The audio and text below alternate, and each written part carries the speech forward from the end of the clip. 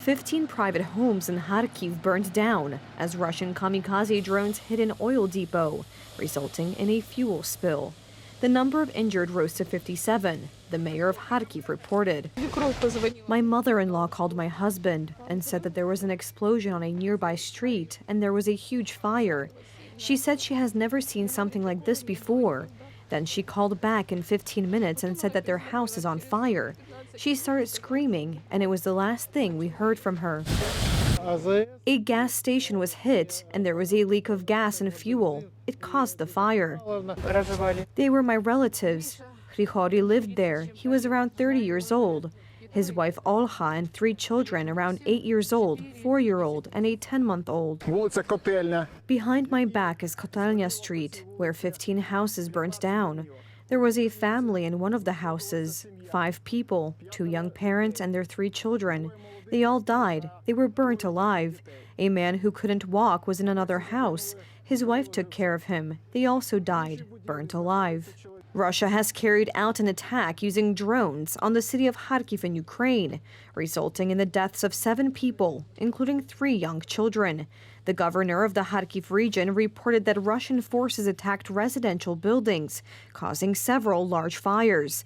The Ukrainian Air Force reported that air defense and mobile drone hunter groups managed to shoot down 23 of the 31 drones fired by the Russians that flew toward Kharkiv and Odessa. This was the first in a series of mass deportations of Poles deep into the Soviet Union, organized by the NKVD. Official sources say that in 1940, 140,000 citizens left the country in a series of forced, brutal deportations. Unofficially, it is said that the Soviets deported up to 1.5 million Poles. Many of them never returned. Today is the 84th anniversary of the series of tragic events. They took Polish people literally as they stood. They gave an hour to pack the most necessary things for a multi-day journey, and then, held at gunpoint, they herded them into cattle cars. In conditions that were abusive to human dignity, they set off on the longest journey of their lives, often in a one-way trip. These deportations took place on the basis of certain typifications. The local representatives of the Soviet authorities, they would get information about who was important here, who was wealthier than others, and these people were put on special lists, on the basis of which the NKVD carried out the deportations. There were several, if not a dozen, such deportations. The Soviets admit to deporting some 140,000 Polish citizens to Siberia and Kazakhstan. But these are only official estimates. There may have been as many as 1.5 million Poles deported, as many documents were lost in the chaos of the deportations. It took place in such a way that they just came and gave an hour to pack. My grandmother grabbed the things she managed to grab as quickly as possible, some valuables, bedding, clothes. She managed not to forget to take a manual sewing machine, which turned out to be a treasure. The Soviet Union was well aware that Poland was a country that would not give up so easily, that the Poles would strive at all costs for independence and to rebuild the Polish intellectual and cultural layer so that Poland could be reborn in the future. That is why they made the decision that all people associated with the intelligentsia, all families of officers, should be pacified. The 1940 deportations were nothing new in Russian ways. In the 19th century, Polish patriots were deported to Siberia by the Russians on the orders of the Tsar. Just a year ago, the media reported on mass deportations deep into Russia of Ukrainian citizens from Putin-occupied territories. Konrad Warzocha, TV Republika. Another protest by Free Poles, and once again thousands of people from all over Poland expressed their opposition to the current government. We came from Rzeszów to tell the Prime Minister, Mr. Donald Tusk, that this is Poland. They don't obey anything. They violate every rule of law in Poland. I am against it. We are against the lawlessness and anarchy that prevails in Poland now. I identify with that. That's why I'm here. I, for one, am worried about my future and would like to live a normal life, so to speak, not to be afraid. This is not the case now. In the middle. The Constitution is being violated? Well, yes. The demonstration was attended by tens of thousands of people, reports Tomasz Sakiewicz, head of TV Republika. There are millions of us in Poland. You know very well that there are more than 7 million of us. Tusk's problem. Who among you is Tusk's problem? Yes, we are Tusk's problem and remorse. The man who has been running so-called Polish politics on his knees for years. And Polish politics are white and red. Do you love Poland? Yes, I do. Do you feel proud to be Polish? Yes. It was only in the last 8 years that I felt that I was living in a lawful state, and now it's all being torn down and demolished. I'm asking all patriots, get up from those comfortable couches and let's all fight hard together for our homeland, for our Poland. Never will white flags be displayed, no matter how much they want to intimidate us, trample us, always as here, white and red flag in hand, homeland in heart. Enough lawlessness in our country.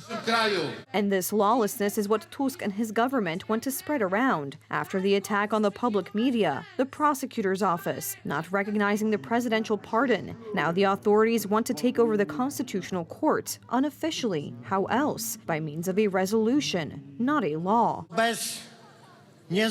Without an independent constitutional court, there is no rule of law and no way to ensure that the Constitution is upheld. The Constitutional Court is the only stronghold that they have not seized. They do everything to seize and do their cleanups. They have been preparing from the beginning so as to degrade the Constitutional Court, which has long been called Julia Przyłębska's tribunal, not a Polish tribunal, a constitutional tribunal. How important is it to defend this institution? This is the very being of our country, the rule of law, although they are trying to bring it down. Young people who are not all the same also disagree with this. The Constitutional Court is needed to watch over the Constitution, and we see that some in this government are bothered by this Constitution. I, as a young person, want to say to the ruling coalition, the country is not a hand-controlled machine. We are bound by the Constitution, and the law is not changed by some decree of some minister or the other. There are a lot of young people here, and for us, Poland is truly the highest value. All generations have participated in the demonstration because everyone wants to have an impact on what happens in the country, contrary to what Minister Barbara Nowacka claims. You have to talk to young people because they are the ones who will change Poland, because it will be their Poland, not the Poland of frustrated pensioners who lost the elections. I fought for this Poland, and this woman denies me the right to dream of a free Poland. About free Poland where there is free media.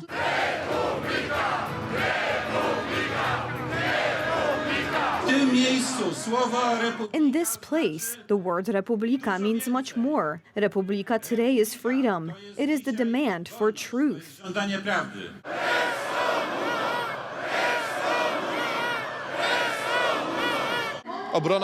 Defense of the Constitutional Court does not stop. Perhaps the most important, crucial days are ahead. Today, Donald Tusk heard loud and clear that the Poles do not agree with his unlawful actions and the Constitutional Court case. They will not let go.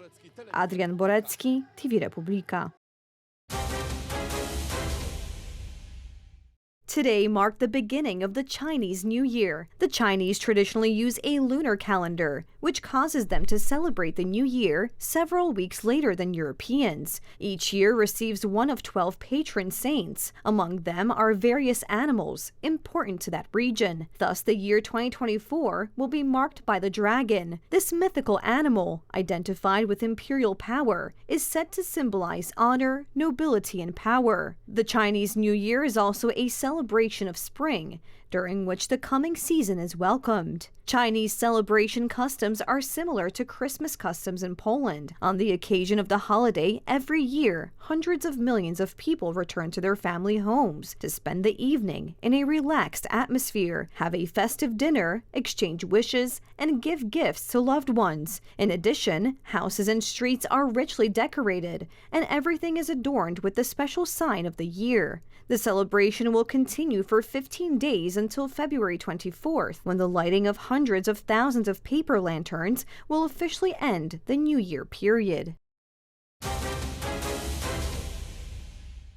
A four-man crew, including Turkey's first astronaut, returned to Earth on Friday, February 9th, after a 2-week visit on board the International Space Station, in the latest such mission arranged entirely at commercial expense by Texas-based startup company Axiom Space. The spacecraft carrying the Axiom Mission 3 crew landed at sea near Florida and was then dragged to a recovery vessel, where the team were assisted out of the capsule. The multinational team was led by Michael Lopez Alegria, 65, a Spanish-born retired NASA astronaut, an Axiom executive making his 6th flight to the space station. He also commanded Axiom's debut mission, the first all-private voyage to the International Space Station in April 2022. His second in command for AX-3 was Italian Air Force Colonel Walter Villadei, 49. Others on the team included Swedish aviator Marcus Wandt, 43, representing the European Space Agency, and Alper Gizerafci, 44, a Turkish Air Force veteran and fighter pilot, making his nation's first human spaceflight.